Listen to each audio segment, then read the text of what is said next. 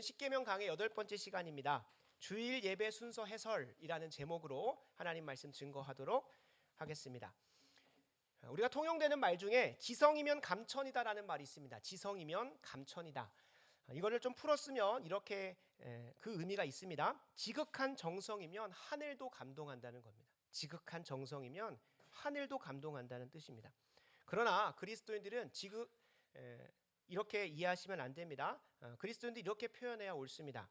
하나님 말씀대로 해야 하나님이 받으신다는 겁니다. 다시 한번 말씀드립니다.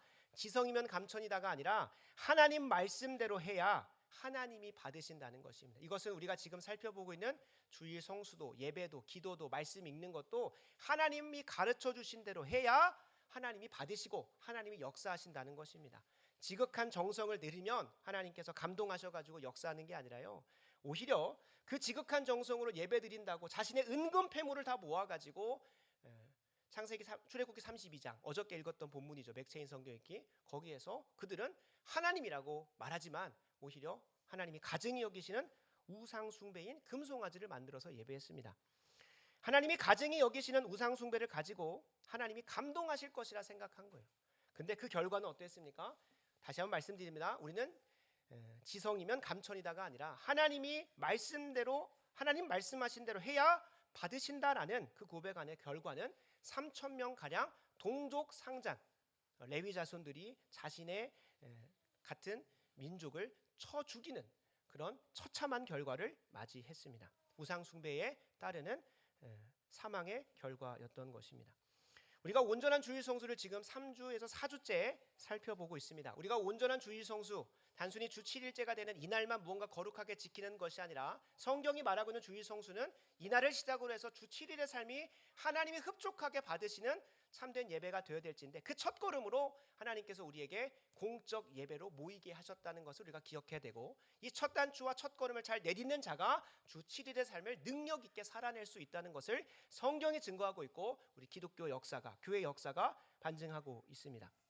그래서 온전한 주일 성수를 위해서 지성이면 감천이다 라는 개념으로가 아니라 하나님이 말씀하신 대로 우리가 한번 예배 드려보자 라고 하는 우리의 문제 제기와 의식이 너무나 절실히 필요합니다. 그래서 우리는 이렇게 던져야 됩니다. 우리의 공적 예배는 하나님이 말씀하신 대로 드려지고 있을까?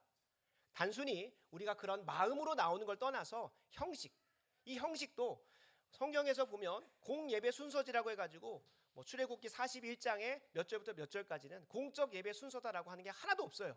찾아보면 이리저리 흩어져 있고 그것들을 정리해 본다고 한들 어떠한 명확한, 중요합니다, 규범으로 정해진 순서는 없습니다. 규범으로 정해진 순서는 없어요. 그래서 우리가 오늘 함께 말씀을 살펴보면서 주일 예배의 이 공적인 예배 순서가 어떤 역사적 연원이 있고, 그리고 어떠한 의도와 의미로, 정신으로, 마음으로 이 예배에 임하여야 되는지, 각 순서가 의도한 하나님의 뜻이 무엇인지를 바르게 알고 참여하는 은혜가 있었으면 좋겠습니다. 우리가 예배 전 기도회 때 말씀드렸던 것처럼 혹여 우리도 똑같이 이 주일 예배 순서를 가지고 예배하지만 금송아지 만들어서 우상 숭배할 수 있습니다.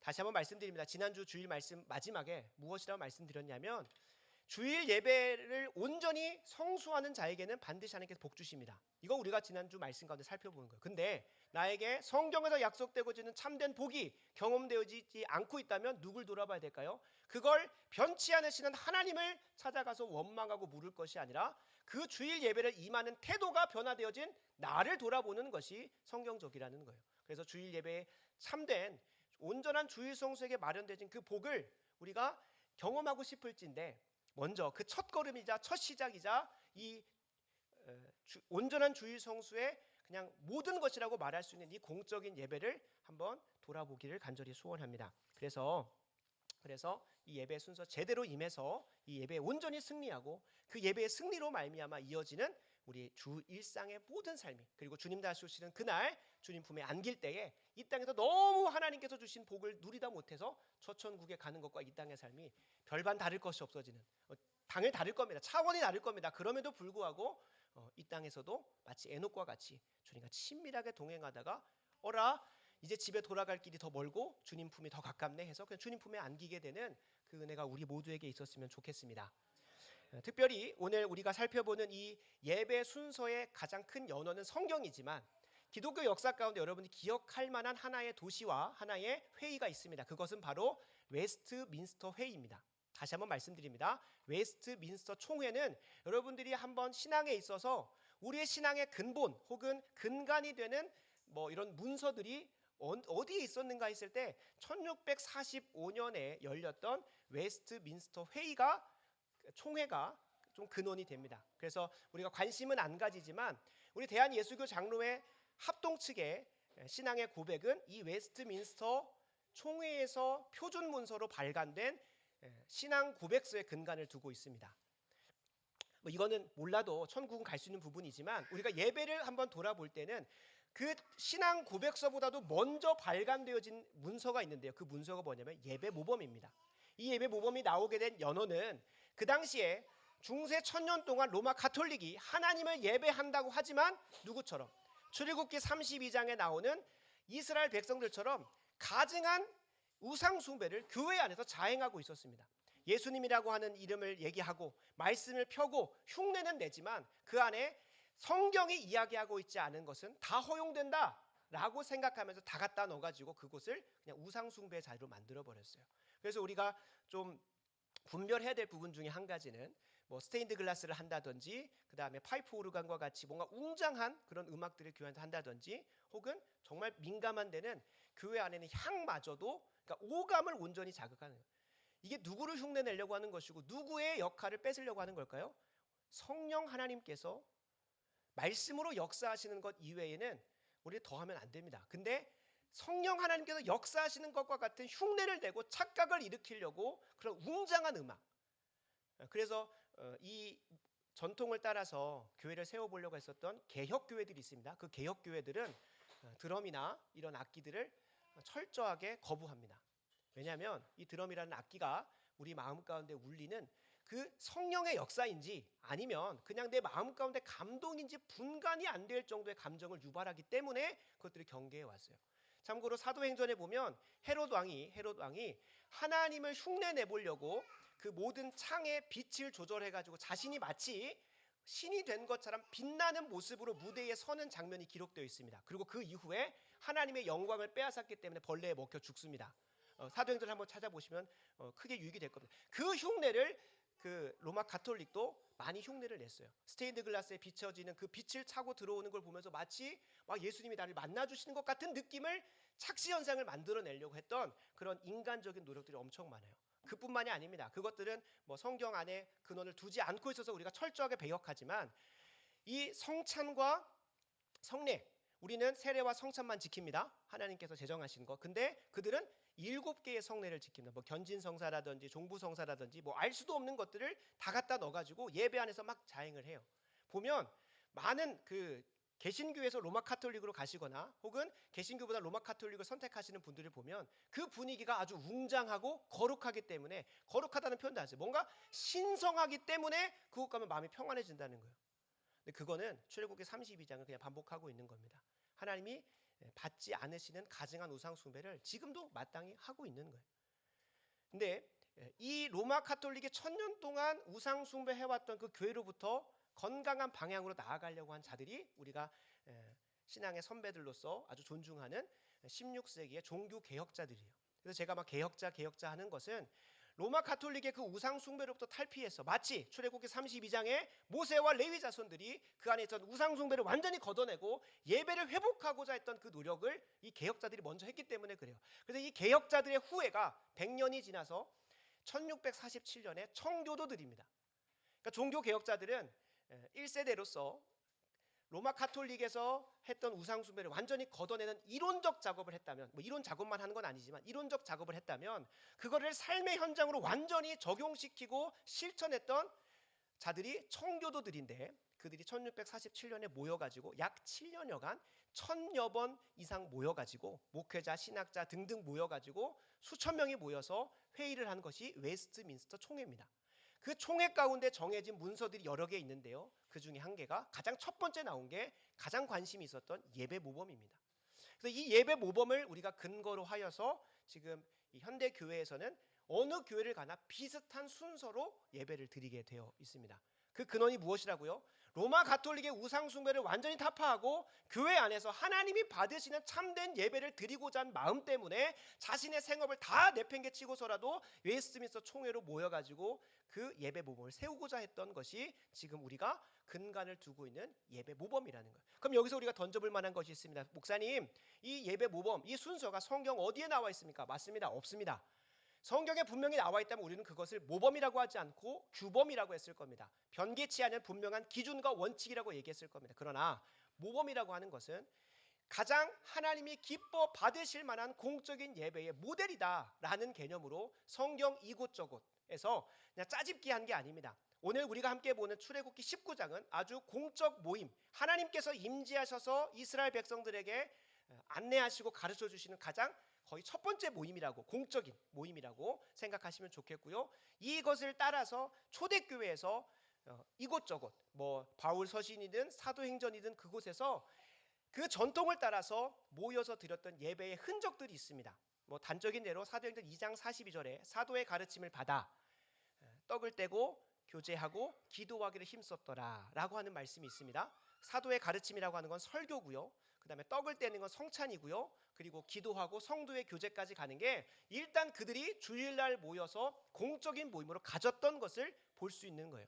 뭐 고린도전서에 가면 헌금을 했던 것들도 있고요.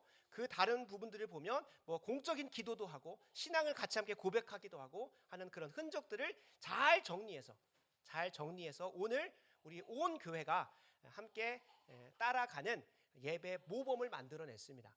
그때 예배 모범이 각 교회의 상황마다 하나가 추가되기도 하고 덜어지기도 하는데 중요한 원칙이 한 가지 있습니다. 이들이 하려고 했었던 것은 인간적인 지혜와 전통, 로마 가톨릭이 하려고 했었던 것은 우리의 믿음에 도움만 된다고 하면 다 갖다 놓았어요. 그러나 종교 개혁자들과 청교도들이, 우리의 신앙의 선배들이 세웠던 원칙은 하나님이 말씀하신 것 아닌 것은 다 금지한 것이다, 다 뺀 거예요.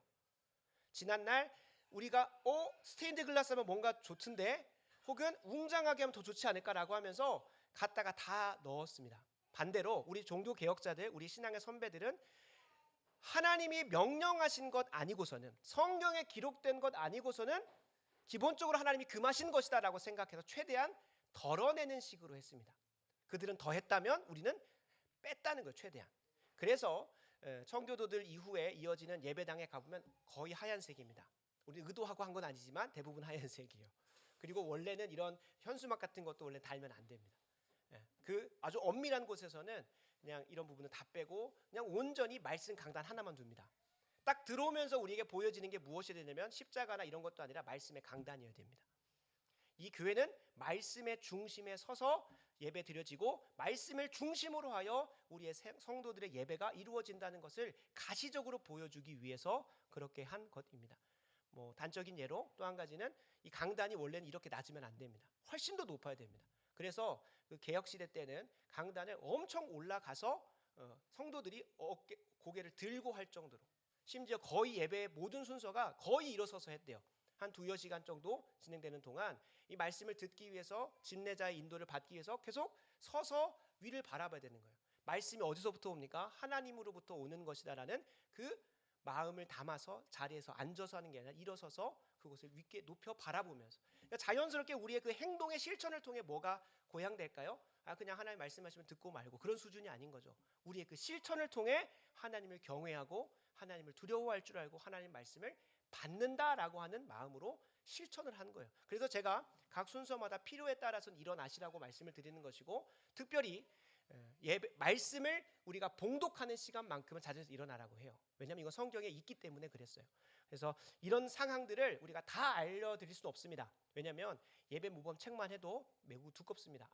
해설책만 해도 매우 두껍고요. 제가 오늘 소그룹지에 QR코드 2개를 넣어놨는데, 하나는 그 예배 모범을 따라서 한국적으로 잘 정리해 놓은 것이 총회 헌법인데요. 거기 들어가시면 주일 준비부터 주일 모든 순서들을 어떻게 지켜야 되는지가 기록이 되어 있고, 또 오른쪽에는 예배 모범은 이게 판권이 있어서 그런 건지 그냥 블로그에 있는 것들을 그냥 그 전문 다 옮겨놨더라고요. 그래서 블로그를 그냥 했는데, 뭐 저랑 뭐 친분이 있어서 그분 블로그를 한 건 아니고 그냥 찾다 보니까 그냥 그분 블로그에 있어서 그냥 들어간 것입니다. 그래서 거기에 보면 예배 모범이 있어요. 이렇게까지 말씀드리는 이유는 우리 여러분 지난 주일 말씀을 기억하면서 우리는 정말 복받는 사람 됐으면 좋겠어요.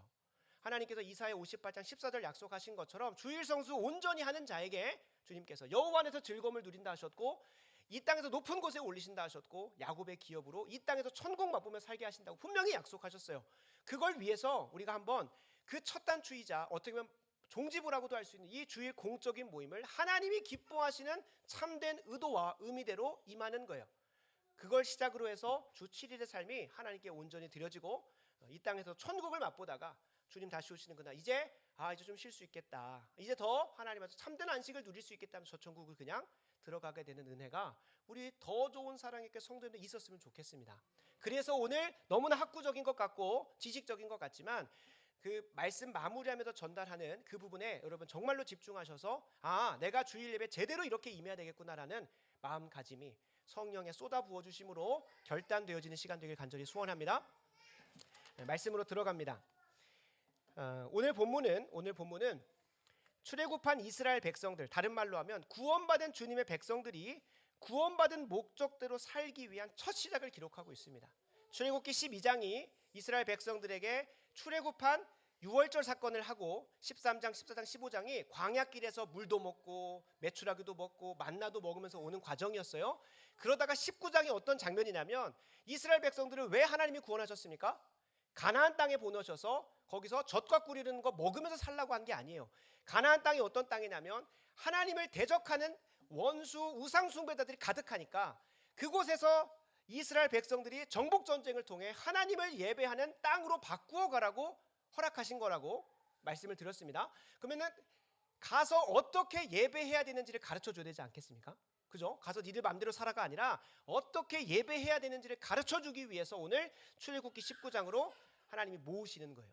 19장부터 모으셔서 레위기 마지막 장까지 해서 어떻게 하나님을 예배하면서 살아야 되는지 그들이 이제 보내어져서 이끌어져서 가게 되는 가나안 땅에서 이게 하나님을 예배하는 거구나라는 것을 깨닫게 하시려고 불러 모으신 사건이 오늘 출애굽기 19장이고요. 그 본문의 19장 3절 4절이 이렇게 시작이 됩니다. 모세가 하나님 앞에 올라가니 여호와께서 산에서 그를 불러 말씀하시되 너는 이같이 야곱의 집에 말하고 이스라엘 자손들에게 말하라. 내가 애굽 사람에게 어떻게 행하였음과 내가 어떻게 독수리 날개로 너희를 업어서 내게로 인도하였음을 너희가 보았다는 거예요. 하나님께서 지금까지 이렇게 구원해 오셨다는 걸 먼저 알려주시는 거예요. 근데 이 구원하신 이유가 뭐냐? 그게 5절 6절이에요. 5절 6절 제가 읽겠습니다.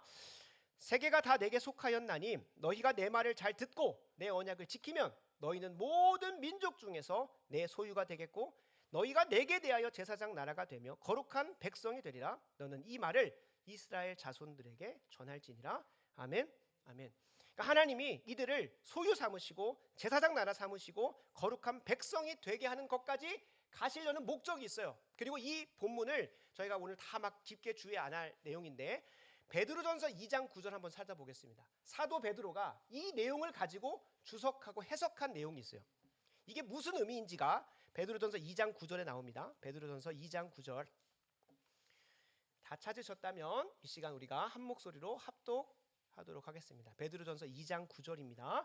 그러나 너희는 택하신 족속이요 왕같은 제사장들이요 거룩한 나라요 그의 소유가 된 백성이니 이는 너희를 어두운 데서 불러내어 그의 기이한 빛에 들어가게 하신 이의 아름다운 덕을 선포하게 하려 하심이라. 아멘. 아멘. 세 가지 단어가 겹치죠. 다른 듯 같은 듯 하면서 이 세 가지 단어 소유, 제사장 나라, 거룩한 백성 이게 신약으로 와서 사도 베드로가 그 말씀을 염두에 두고 이렇게 주석한 겁니다.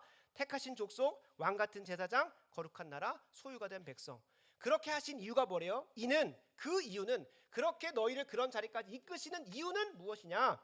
너희를 어두운 데서 불러내요. 하나님을 몰랐던 삶에서 불러내어서 하나님의 그 영광스러운 빛에 들어가게 하신 하나님이 얼마나 영광스럽고 멋지신 분이신지를 너희들의 삶을 통하여 선포하려고 불렀다는 거예요.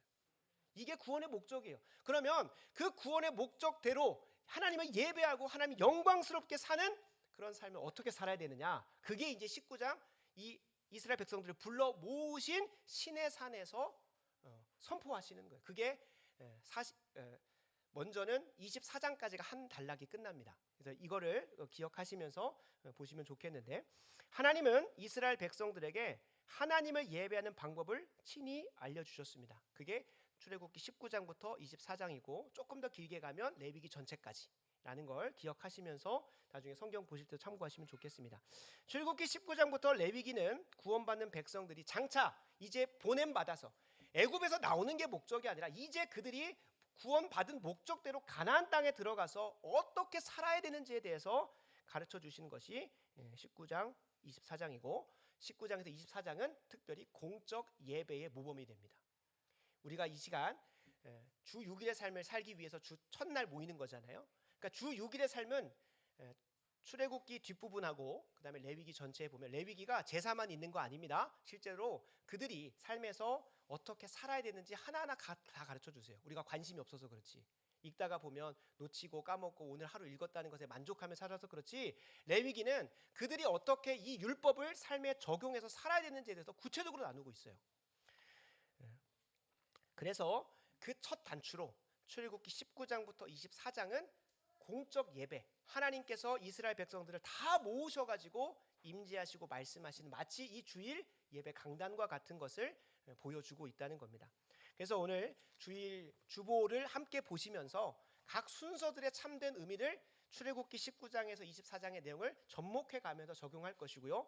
단 제가 말씀드렸다시피 출애굽기 19장에서 24장에 이런 예배 순서가 규범적으로 나와 있지 않습니다. 그리고 부분 하나하나는 신약 성경에 초대교회의 신앙의 선배들이 했었던 것들을 중간중간에 논리적 순서와 그 흐름에 맞춰서 가져다 넣은 겁니다. 그래서 그걸 의도하시고 참고하셔서 아마 주일 예배 가운데 제가 조금 말을 빠르게 하지만 각 순서마다 앞에서 한 문장씩 꼭 말하는 게 있거든요. 그거를 이미 잘 들으셨던 분들은 아 이게 원래 이런 의미였는데 왜 알려주시지라고 생각하실 거예요.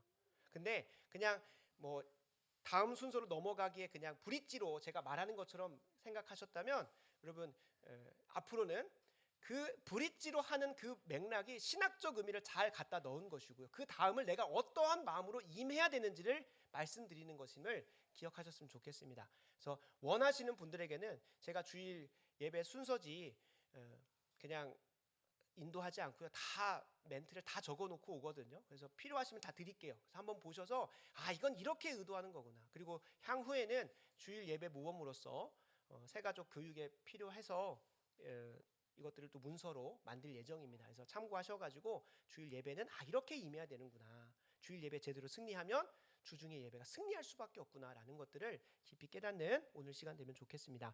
먼저 첫 번째는 이 자리에는 없지만 예배의 부름이라는 순서가 있습니다. 예배의 부름.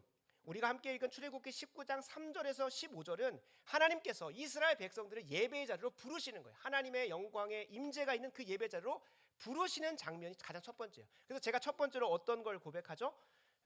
오라 우리가 굽혀 경배하며 여호와 앞에 무릎을 꿇자라고 해요. 이게 그냥 한 구절 읽고 끝나는 게 아니라 오라 어디로 하나님의 존전 앞으로 나오라라고 하는 예배의 부름의 말씀이 시편에 여러 군데가 있어요. 그중에 저는 제가 가장 존경하고 가장 따라가고 싶은 칼빈이라고 하는 신학자가 제시한 이 예배의 부름의 구절을 가지고 여러분들이 예배로 부르는 거예요. 그래서 지난날 시간들이 어떠했든 일상에서 어떤 근심과 걱정과 염려로 살든 하나님께서 오라고 하셨으니까 이 자리로 내가 나아간다. 그래서 주님께서 먼저 부르는. 그래서 이때에 어떻게 우리가 반응을 해야 될까요? 이게 순식간에 지나가요. 한 구절 짧기 때문에. 그러나 그때 아 주님께 날 예배로 부르셨구나. 그래서 뭘로 화답해야 될까요? 아멘으로 화답해야 되는 거예요.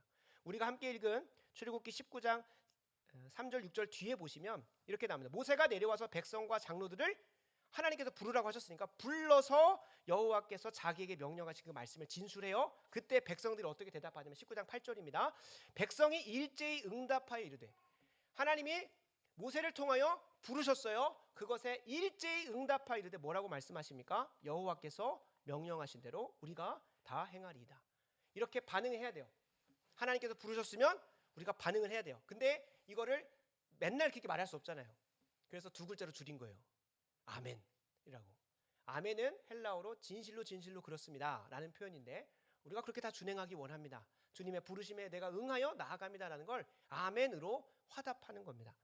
그렇게 우리가 하나님의 부르심에 응하여 나아가면 19장 9절부터 9절에 보면 여호와께서 모세에게 이르시되 내가 빽빽한 구름 가운데서 너에게 임할 것이다 라고 약속을 하세요. 내가 그 부름에 응하여 오면 내가 그 자리 가운데 임할 것이다 라고 약속을 하시고, 실제로 뒤에 보면 19장 16절 19절 좀 이따 볼 겁니다. 거기에 하나님이 우레와 번개와 천둥과 지진으로 임하십니다.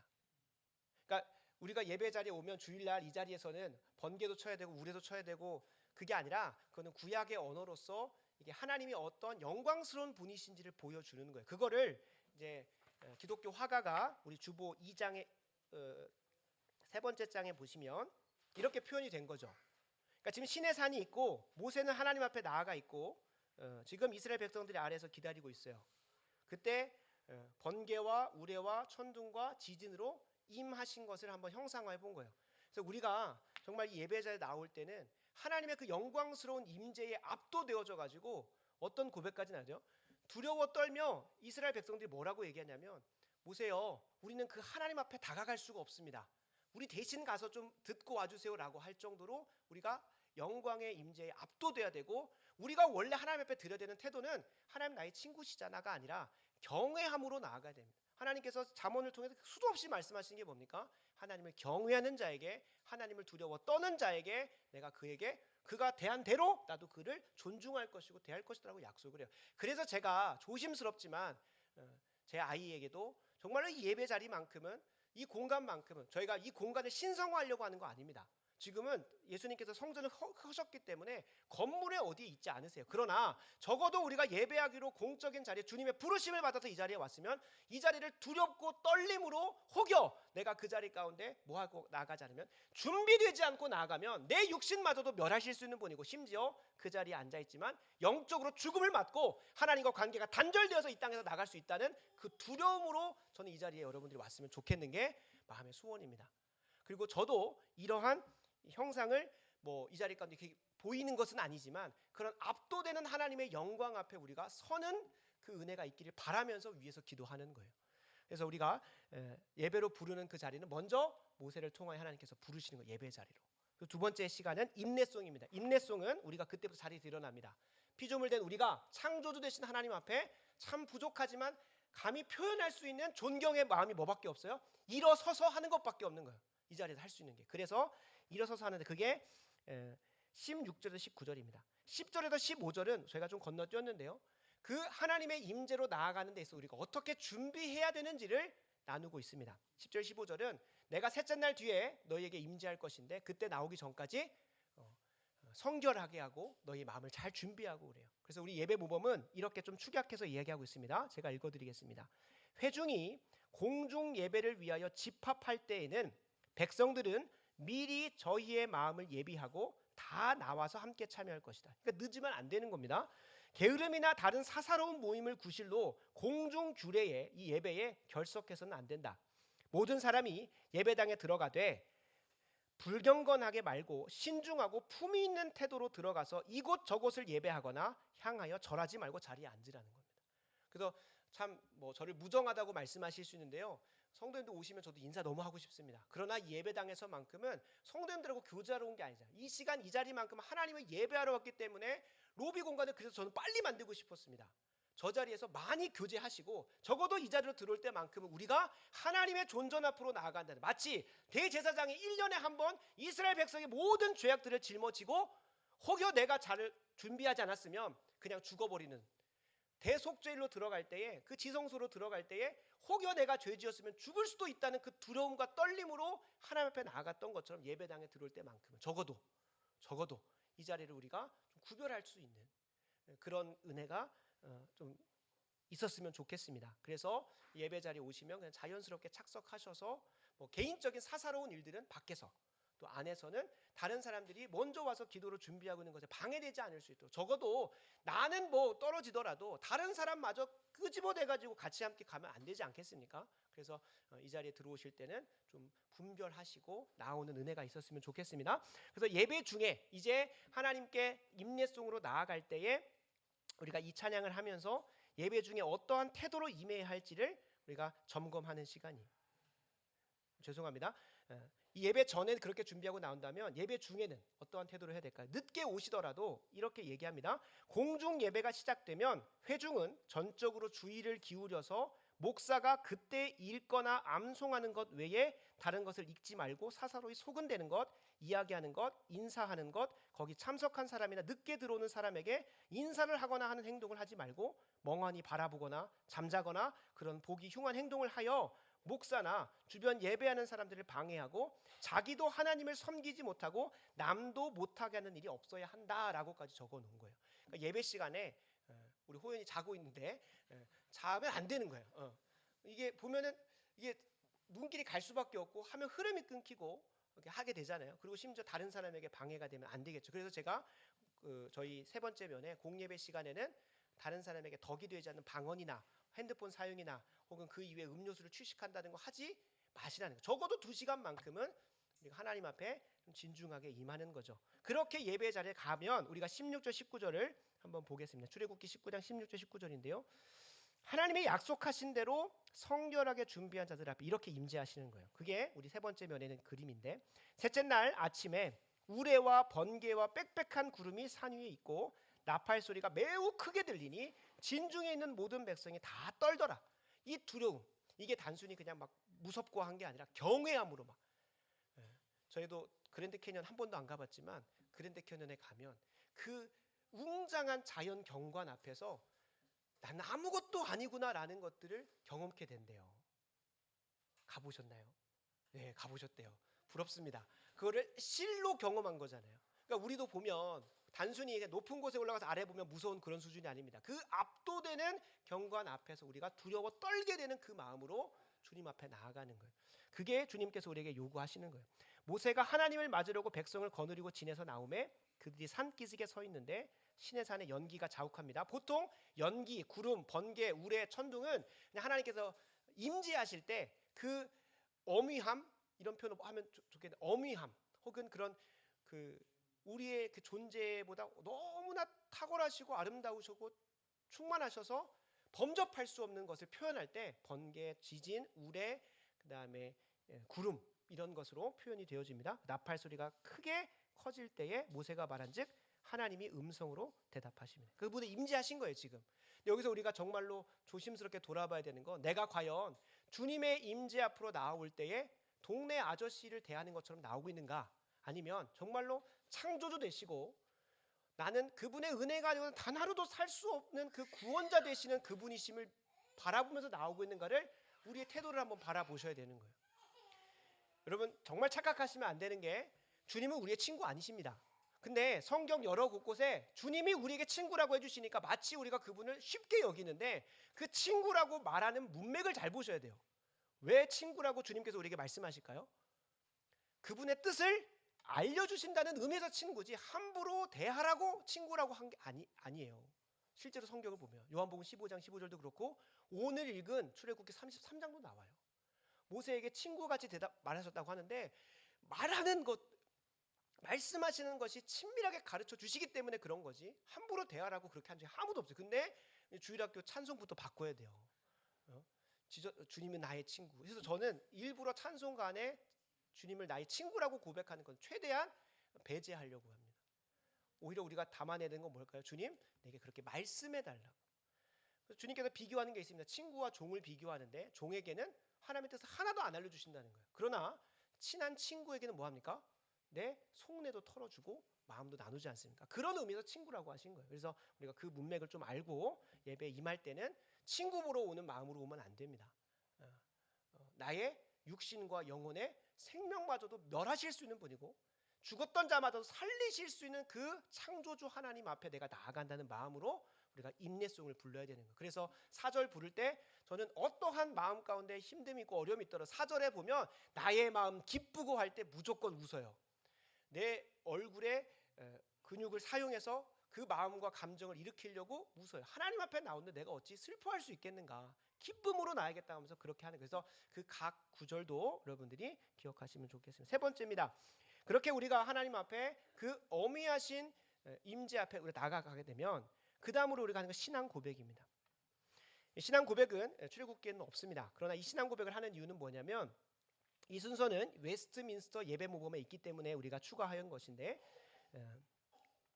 이 사도신경을 눈을 감고 하는 건 원래 성경적이지 않습니다. 적어도 초대교회 때는 이 사람이 내가 믿는 그 하나님을 참되게 믿는 사람인지 서로 점검해야 돼요. 누가 프락지인지를 몰라요. 오늘 함께 사도신경을 고백하는데 하나의 뭘까요? 암구어인 거예요. 암구어. 왜냐하면 함께 신앙을 고백하지 않는 사람이 이 자리에 앉아 있으면 다음날 로마 병정한테 우리를 끌고 갈 수 있는 프락지일 수 있기 때문에 그런 거죠. 그런 점검의 효과도 있고요. 내가 누구를 예배하는지 우리 서로가 함께 공동으로 동의하는 거예요. 우리가 이 자리에 있는 것은 성부와 성자와 성령 하나님에 대한 그 대상을 고백하고 나아가는 것이다라는 거예요. 우리가 교회 안에서 다 하나님 하지만 각자가 믿고 있는 하나님이 다를 때가 참 많습니다. 그래서 우리 신앙의 선배들이 이단들을 척결하고 우리의 신앙을 잘 성경에 기반을 두기 위해서 사도신경을 만들었고 그 안에 담겨진 12개의 고백을 우리는 계속 점검하고 살펴보면서 가는 거예요. 그래서 이 시간 예배하는 것은 나를 예배하러 온 것이 아니라 내가 믿고 신앙하는 그 성부와 성자와 성령 하나님을 신앙하고 예배한다라는 것으로 우리가 점검하고 가는 것이 신앙 고백이에요. 그래서 눈을 뜨고 하시는 게 맞고 그때 여러분 점검하셔야 돼요. 저 옆에 사람이 고백 안 하고 있다면 저 사람은 신앙 고백 안 했나? 라고 하는 생각으로 서로 점검도 해주셔야 되고 그리고 그 의미도 분명하게 알아야 됩니다. 그래서 저희는 새가족 모임 때 이 사도신경을 어렵지만 우리가 신앙하고 예배하는 그 하나님을 참되게 고백하라고 8주에 걸쳐서 가르치는 것입니다. 그래서 새가족이 오면 4주 동안은 그냥 주일 예배에 참석해서 이 공동체가 얼마나 영광스럽고 아름답고 탁월하고 좋은 곳인지를 맛보고 그리고 저는 이 공동체 함께하고 싶습니다 라고 하는 사람에 한해서 8주간 새가족 모임을 진행을 해요. 그때는 저는 1대1이나 1대2로 새가족 모임을 진행을 하고 그 이후에 아마 3주 뒤가 될 텐데요. 심소저 자매랑 민경대 형제는 광고 시간 여기서 서약을 할 겁니다. 세례를 하는 것도 아니고 입교를 하는 게 아니라 우리 교회의 회원으로서 받아주고 또 앞으로 우리 교회의 이런 가르침과 양육과 훈련을 받겠다라는 걸 함께 하는 거예요. 그래서 아직 뭐 이미 우리 성도님들은 뭐 새가족을 따로 할 필요는 없겠지만 앞으로 오시는 분들 그렇게 저희가 회원 관리를 할 겁니다. 그래서 아직은 준회원이고 우리는 다 정회원인 거죠. 그리고 나서 이제 신앙 고백이 점검이 되면 그 다음에 그 하나님 앞에 나아갈 때 우리의 죄를 고백하는 시간을 갖는 거예요. 언약 낭독 10계명 시간은 저기 웨스트민스터 예배 모범에는 없습니다. 그러나 우리 신앙의 선배들이 10계명을 낭독했던 흔적들을 많이 찾아볼 수가 있어요. 그래서 10계명 낭독을 통해 우리의 죄를 회개하는 우리가 회개하자고 하면 내가 생각해 놓은 기준 안에서 하나님께 뭔가 죄송하다고 드는 것들만 회개하고 끝내요. 근데 우리가 회개할 때는 하나님이 우리와 맺으신 언약을 기준 삼아서 내가 그 언약을 불실행하고 불충성한 것에 대해서 회개하는 게 맞아요. 그래서 하나님이 우리와 은혜로 맺으신 이 언약에 기준하여서 나는 하나님을 예배하며 살았는가? 나는 도둑질했는가? 당장 다음 주에 살펴보게 되는 나는 부모를 공경했는가? 이 부모 공경도 그냥 가족한테 잘하라고만 하는 거 아닙니다. 다음 주 말씀을 들어보시면 아시겠지만 이 모든 권위와 질서에 난 순종하며 살고 있는가? 이런 것들을 다 물어요. 그래서 이런 것들을 가지고 우리의 죄를 회개하고 주님의 보혈을 의지하여 나아가는 거예요. 그때 소리내어서 같이 함께 회개하는 겁니다. 그리고 제가 이 기도를 마무리할 때 어떤 말씀을 선포하죠? 요한일서 1장 9절과 시편 85장 6절을 선포해요. 우리가 예수 그리스도의 보혈을 의지하여 회개하였으면 주님께서 약속하신 대로 만일 우리가 우리 죄를 자백하면 그는 미쁘시고 의로우사 우리의 모든 죄를 사하실 것이고 우리를 모든 불의에서 깨끗하게 하십니다 라는 것을 선포하는 겁니다. 그래서 우리는 그때 아멘으로 해서 그렇게 됨을 믿습니다. 그리고 주님은 선하사 우리 주님 앞에 나와 부르짖는 자에게 인자하심이 후하십니다라는 그 고백 앞에서 아멘으로 해서 우리가 지금 믿음으로 회개하였더니 주님께서 우리를 정결케 하셨습니다를 경험하고 가는 거예요. 그래서 이 예배는 목회자 혼자서 다음 순서 하는 게 아니라 성도님들이 그것에 반응함으로 마치 아브라함이 이삭을 데리고 모리아산에 올라가서 다 채비하고 칼을 들었을 때에 이삭이 자신의 힘과 능력으로 아버지를 팽개치고 그 예배를 망칠 수 있었습니다. 그러나 그는 그것에 순종함으로 하나님께서 아브라함을 통하여 행하신 말씀이라 믿고 순종함으로 그 예배가 완성되게 했던 것처럼 우리는 목회자와 성도님들이 함께 화답하면서 하나님께 예배를 드리는 거예요. 그래서 이 언약 낭독 이후에 회개 기도는 그렇게 이어집니다. 그리고 그것을 믿음으로 선포함 받고 나서 어떻게 할까? 우리는 또 반응을 하는 거예요. 하나님한테. 하나님에게 어떻게 반응하죠? 감사 찬송을 하는 거예요. 그래서 찬송가에 보면 죄와 용서, 회개에 대한 찬송가의 주제들이 있는데 그거를 저희는 순서에 맞춰서 그냥 하는 거예요. 여기서 우리가 한 가지 또 예배에 중요한 포인트가 있는데요. 예배는 내가 원하는 방식으로 하는 건 아닙니다. 내가 불편해야 됩니다. 조심스럽지만 내가 원하는 방식대로 내가 원하는 예배가 이루어지고 있는 곳에 가면 안 되고 나를 찔림을 잊게 하고, 왜냐하면 우리 모두가 죄인이기 때문에 그렇습니다. 죄인인데 하나님 말씀대로 하는 것이 불편할 수밖에 없어요. 그래서 이 찬송가를 모르는 찬송을 부를 때도 제가 수요일이나 금요일쯤에 주보를 공유 드리는 이유는 그냥 보고 이번 주에 광고 좀 짧겠다 뭐 그런 거 보라는 게 아니라 찬송가를 내가 미리 준비해 가서 내가 시간을 내어서 이 예배를 준비하고 오라는 겁니다. 모르는 찬송이면 오늘 목사님이 잘못 골랐나? 혹은 목사님 혼자서만 독창하시는데, 그게 아니라 함께 이 찬송의 고백을 통해서 내가 익숙한 것만 하려고 하는, 나에게 편한 것만 하려고 하는 그 죄성을 거슬러서 하나님의 뜻대로 이 예배 순서마저도 임해보겠다는 마음으로 가야 되는. 그래서 저도 회개 찬송에, 감사 찬송에 대해서는 선택하지 않습니다. 그냥 오는 순서대로 해요. 그래서 저도 미리미리 모르는 찬송은 준비하고 불러보면서 오는 거예요. 그래서 이렇게 우리가 임할 때에 정말로 회개의 은혜와 감격을 여러분 실제로 경험하실 거라 저는 믿어 의심치 않습니다. 다음으로 이루어지는 것이 목회기도입니다. 목회기도입니다. 이제 목회기도는 본래 이제 저도 이걸 계속 그 근원을 찾다가 이제 목회기도만 하는 게 아니라 합심기도도 같이 한다고 하더라고요. 원래는. 근데 이게 어떤 전통인지 어떤 문헌인지를 못 찾고 제가 이제 멘토 목사님의 그런 강의만 듣고 이제 이 부분을 가지고 왔는데, 이제 목회기도는 예배 모범에 있습니다. 원래는 대표기도는 한국에서만 쓰는 표현입니다. 미국이나 유럽교에서는 대표기도라는 게 없습니다. 누군가 와서 대신하여 서서 기도할 수는 있지만 대표기도라는 건 성경적이지 않습니다. 우리의 유일한 기도의 대표는 예수 그리스도밖에 없어요. 그리고 하물며 예수님 이외에 목사가 대표할 수 있는 것도 아니지만 장로님들이나 집사님들이 교회의 모든 형편을 아는 게 아니고 그것을 전적으로 풀타임으로 하지 않으시기 때문에 이 기도문을 내가 대표해서 뭔가 한다는 것은 결코 성경적이지 않습니다. 아니, 교회의 모든 사람들의 상황을 목회자도 다 모르는데 장로님이나 권사님이나 집사님 한 분이 다 안다는 것은 말이 안 돼요. 그래서 대표 기도는 원래 성경적이지 않고요. 원래는 목회 기도입니다. 그래서 이 목회 기도를 통해서 우리 교회가 함께 꿈꾸는 목회 방향도 나누게 되고, 그리고 우리가 이 기도문을 가지고 힘써 기도하면서 나는 어떻게 하면 더 헌신할 수 있을까를 고민하게 하는 거예요. 그래서 저는 목회 기도문을 여기다 비치해 놓고 여러분들이 주중에 와서 기도하라고 하는 겁니다. 그래서 목회 기도가 많이 깁니다. 실제로 예배 모범 저만 긴 게 아니고요. 우리가 설교자로서 이거로 생각하는 스펄전 목사님의 목회 기도도 보니까요, 저랑 비슷합니다. 그렇게 막 짧지 않습니다. 물론 이제 기도는 지루하지 않고 간결하게 해야 된다라고 예배 모범에 나와 있어요. 근데 저는 그것에 근거해서 신앙생활 우리보다 먼저 했었던 스펄전 목사님 비롯한 그분들이 10분도 짧다고 생각했을 거라 생각을 합니다. 간결하고 짧게 하라고 하는데 지금은 3분 이상 넘어가면 성도님들이 눈살을 찌푸려요.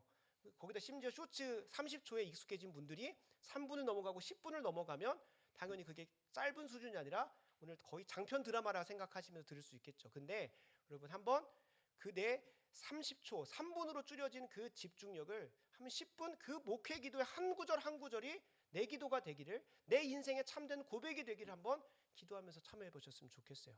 그래서 어떤 전통에 따르면 첫 번째 주만, 매달의 첫 번째 주만 목회 기도를 하고 나머지 주간들은 교회 현안을 두고 힘써 함께 합심하는 기도가 있다고 하더라고요. 그래서 저희도 그렇게 좀 변형을 해갈 예정인데 여러분들이 이 목회 기도 할 때는 이 기도를 통해서 오늘 목사님이 기도가 길다라고 하는 게 아니라 내가 무엇을 기도해야 할지를 알려주시고 배우게 하시는 시간이다라는 것으로 우리가 접목하시면 좋겠습니다. 다음으로가 헌금입니다. 헌금은 우리의 인생의 주권이 하나님께 있음을 중요합니다. 실천적으로 고백하는 겁니다. 다른 거 어떤 시간도에 우리의 입술로만 고백하거나 몸을 일어서는 것 정도만 하거든요. 근데 헌금은 어떤 고백이죠? 내 이 물질의 주권이 내가 일주일 동안 힘써서 벌어왔지만 그럼에도 이 물질은 누가 주신 것이다? 하나님이 주신 것이다 라는 것을 실천적으로 고백하는 시간이에요. 그래서 저희가 일부러 가져왔습니다만 주일 헌금 봉투에다가 꼭 지난 한 주간 하나님께서 허락하셨던 감사의 제목 꼭 적으라는 거예요. 왜? 우리 헌금은 특별히 제가 헌금을 말씀 앞으로 뺀 이유가 있습니다. 마치 말씀 듣고 나면 그것에 대한 감사로 오늘 말씀 잘 들었다, 오늘 공연 잘 봤다, 했다 10,000원 이런 느낌이 아니기를 바라는 거예요. 먼저 지난 한 주간 삶에 하나님께서 은혜로 허락지 않으셨다면 이 자리에 앉아 있을 수 없다는 감사의 고백을 담아서 먼저 헌금을 드리고, 하나님께서 돈 줬기 때문에 말씀을 주는 것이 아니라 그 감사의 고백에 따라서 하나님께서 또 한 주간 은혜의 말씀을 허락하신다는 것을 순서적으로 고백하게 하려고. 그래서 신앙의 초대교회 선배들 같은 경우는 아예 헌금 시간이 2부 예배로 빠져 있어요. 우리는 지금 1부만 드리잖아요. 원래는 2부까지 드려야 되고 매 주일마다 성찬을 해야 되는 게 맞아요. 근데 이게 저희가 편의상 그거를 좀 축약해서 하는데, 그런 의미, 내가 말씀 들었으니까 오늘 공연 잘 들었으니까 그냥 돈 낸다는 그런 느낌이 아니라 지난 한 주간 나의 삶에 베푸신 은혜에 대한 감사로 미리 적어오시고, 그리고 한 주간 소망하면서 하나님 이렇게 살아낼 수 있게 도와달라는 기도 제목. 그래서 저는 이거 가지고 가서 기도합니다.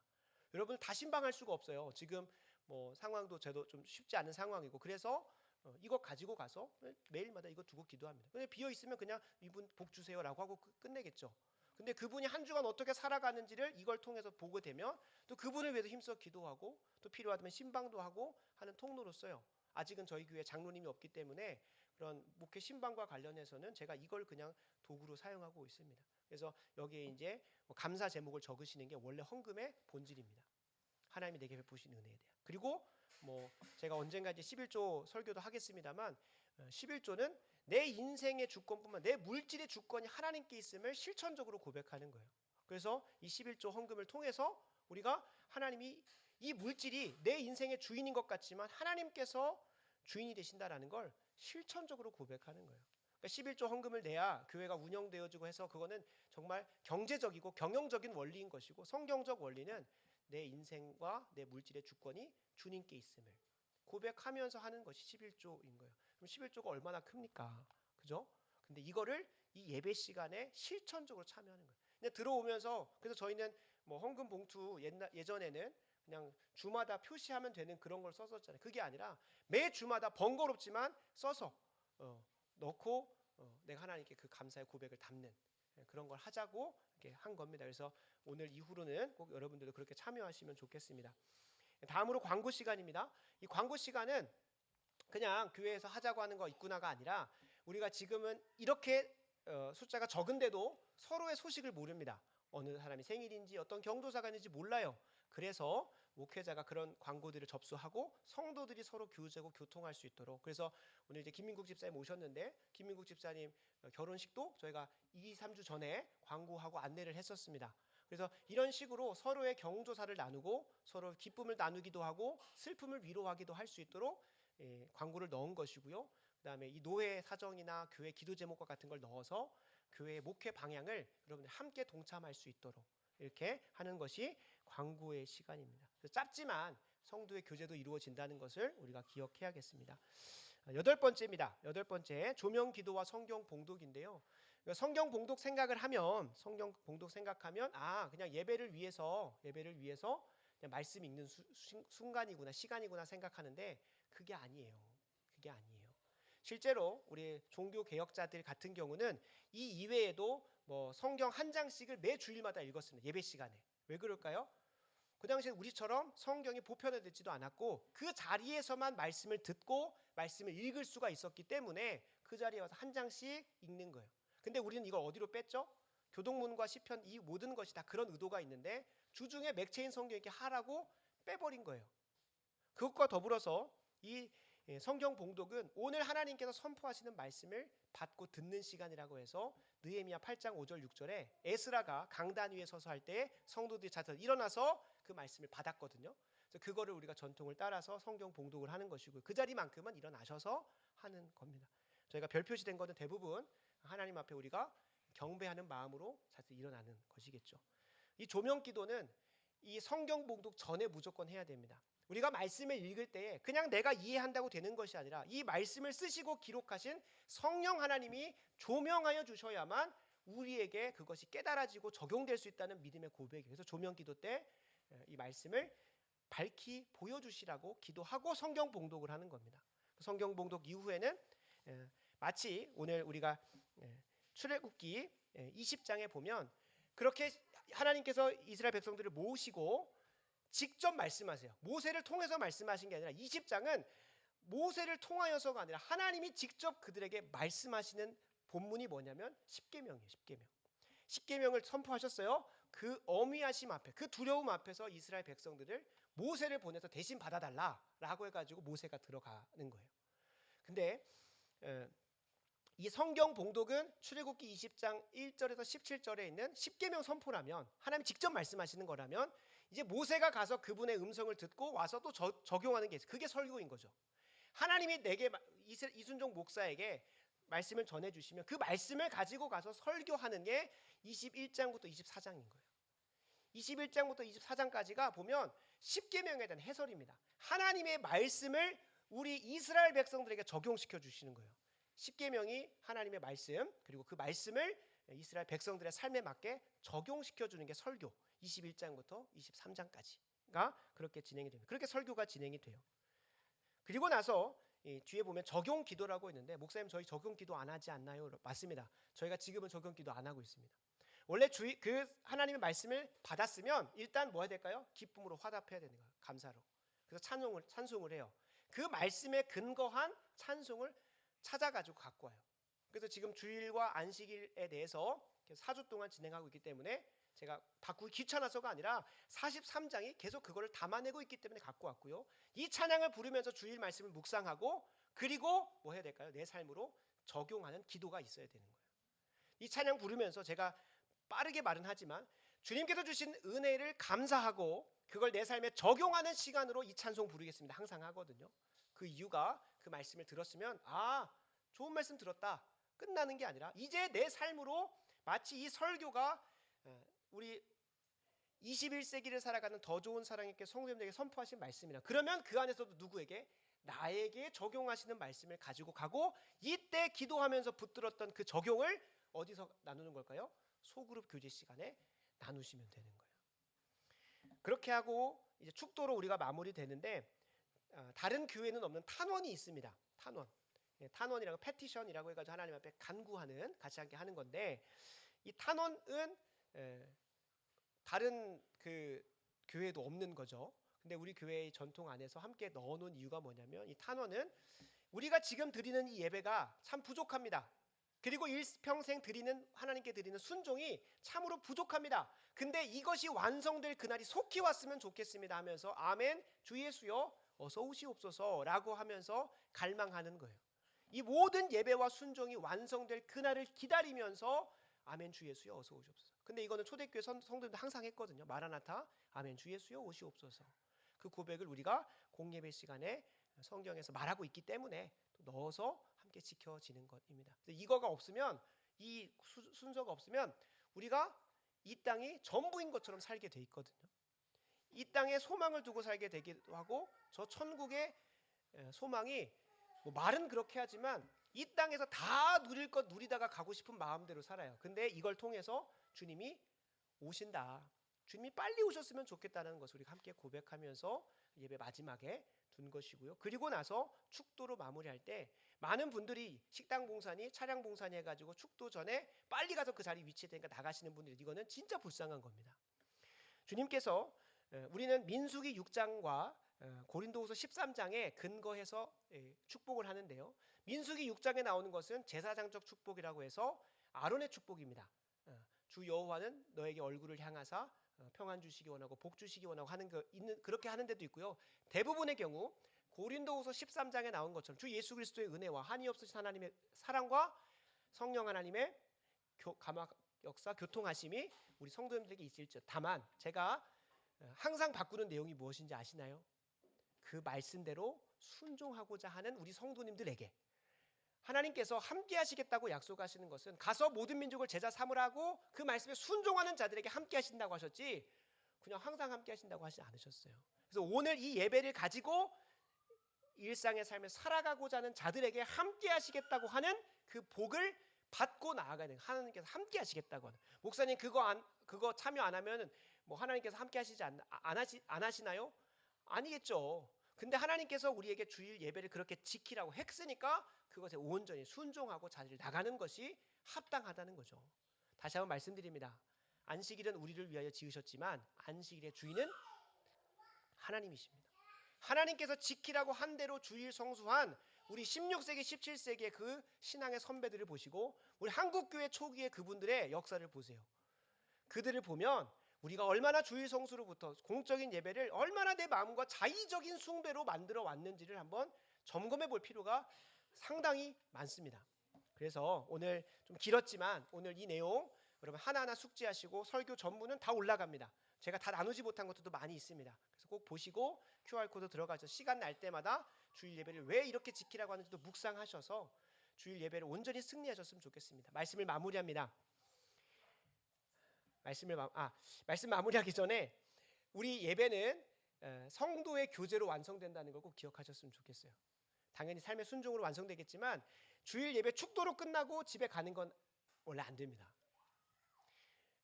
실제로 사도행전 2장 42절 나오는 것처럼 주님 말씀 가지고 성도의 교제가 이루어져야 돼요. 그래서 주일날 식사하는 시간이 본래 우리 초대교회에서는 1부 예배가 축도로 마무리되면 2부 예배는 다락방 예전이라고 해가지고 같이 식사하고 그 식사 중에 성찬을 했어요. 근데 그거를 우리가 축약해서 예배 안으로 넣어버린 것이지 원래는 애찬이라고 해가지고 각자가 싸지며 온 음식을 함께 나누면서 주일 말씀 묵상을 나누는 시간이 원래 소그룹 교제인 거예요. 근데 뭐 많은 경우 편의상 식사를 못하는 경우도 있기 때문에 식사 시간이 잘 이루어지지 않고 따로 시간을 만들어 놓지만 본래는 주일 예배에 이어서 예수님께서도 애찬 중에 성찬을 하셨어요. 저녁 식사하시다가 얘들아 빵 좀 들어봐 라고 해가지고 이것은 내 몸이니 하면서 성찬을 하셨거든요. 본래는 그렇게 하는 게 합당해요. 성경에 따르면. 그러나 우리가 그거를 편이나 이런 부분에 따라서 좀 변형시킨 것이긴 합니다만 세례와 성찬은 보통 그렇게 그때 그 시간에 이루어져요. 그래서 이것도 성도의 교제도 예배의 순서 가운데 있다는 것을 우리가 인지하셨으면 좋겠어요. 그래서 어떤 교회는 축도 다음에 성도의 교제가 있어요. 그 시간이 소그룹 교제 시간인 거예요. 같이 식사하면서 사사로운 말을 나누는 게 아니라 주일 예배 가운데 받았던 은혜 어떻게 적용할 것인가를 함께 나누는 것입니다. 그래서 이것들을 다 좀 인지하셔서 그 각 순서를 임할 때마다 이런 마음으로 임하셨으면 좋겠습니다. 말씀을 마무리하면서 그러나 우리가 딱 한 가지 다 잊어먹더라도 꼭 기억해야 될 게 있습니다. 기독교 철학자 제임스 스미스는 이런 말을 합니다. 예배가 우리를 형성한대요. 이 공적인 예배에 우리가 승리하면 우리가 예배자로 살 수 있다고 하는 걸 이렇게 표현했어요. 예배가 우리를 형성한다. 예배자로 우리를 만들어간다. 실제로 이 예배자를 참여하면서 우리가 얼마나 죄인인지도 깨달아요.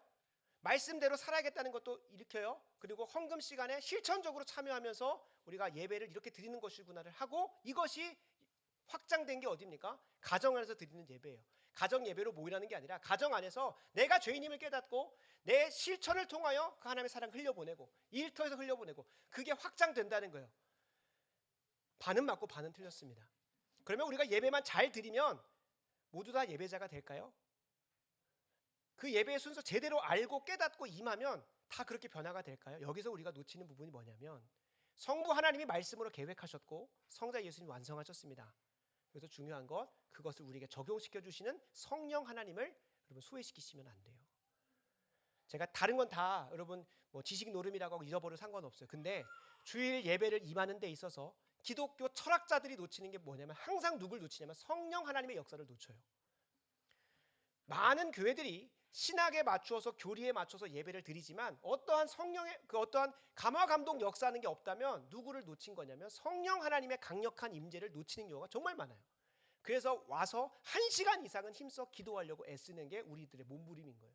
적어도 늦어도 30분 전에는 와서 이 자리에 앉아가지고 이 예배의 모든 순서마다 성령께서 역사하셔서 그 의도하신 대로 그래서 요한복음 16장 13절에 보면 진리의 성령이 너희에게 오시면 오직 뭐 하신 것을 들은 것을 말씀해 주신대요. 이거를 하나님께서 직통해 주신다고 생각하지 마시고 하나님께서 허락하신 그 말씀을 우리에게 경험시켜 주시는 것으로 이해하는 것이 합당합니다.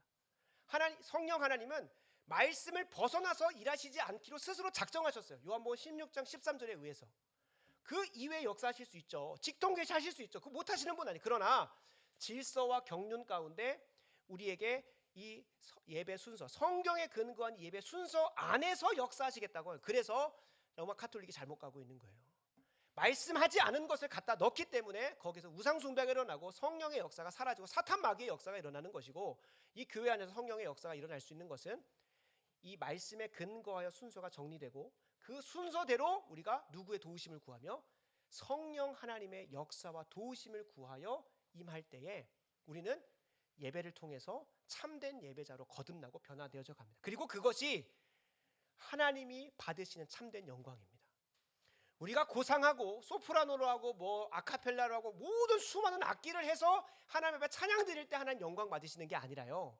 뭘 통해서 할까요? 이전에 내 마음대로 내 뜻대로 하나님을 대적하고 무시하고 살았던 사람이 오늘 이 예배를 통하여 회개하고 하나님의 언약 앞에서 다시금 돌이켜서 주님 말씀 따라서 이번 한 주 살아가겠노라고 하는 마음가짐을 나갈 때 그 영혼을 통해 하나님이 영광 받으시는 거예요. 하나님이 받으시는 영광은 그게 진짜 참된 영광인 거예요.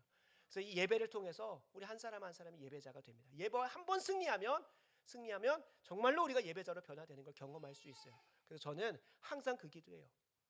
하나님의 강력한 영광의 임재가 임하되 정말로 저는 자가 걷게 되고, 이전에는 내 맘대로 살다가 다쳐가지고 그냥 살던 사람이 이제 하나님 말씀대로 제대로 살아보겠다고, 눈먼 자가 보게 되고 죽었던 자가 살아나서 생명 있는 삶을 가정과 학교와 일터에서 살아내게 되는 역사가 정말 바라고 원하는 이 예배의 승리함으로 일어났으면 좋겠습니다.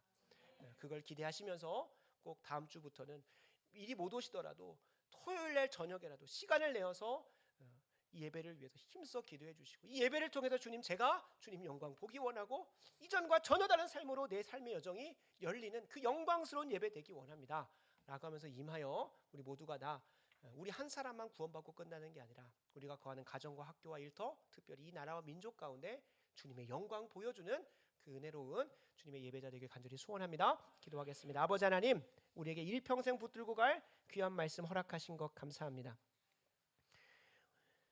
주일 예배 순서에 참된 의미를 깨닫게 하신 것 감사드리고, 매 주일 예배의 자리가 출애굽기 19장 시내산에서 영광스럽게 임재하셨던 하나님의 영광을 경험하는 자리가 되게 하여 주시옵소서. 기도로 준비하게 하시고 성령 충만한 예배를 기대하게 하시고 한 순서 한 순서를 통해 우리를 온전히 새롭게 변화시켜 주실 것을 소망하는 참된 예배자 되게 하여 주시옵소서. 하나님께 온전히 올려드려지는 이 참된 예배를 통해 매일의 삶에서도 하나님의 뜻대로 살아내는 예배자 되게 하여 주시옵소서. 예수님의 이름으로 간절히 기도합니다. 아멘.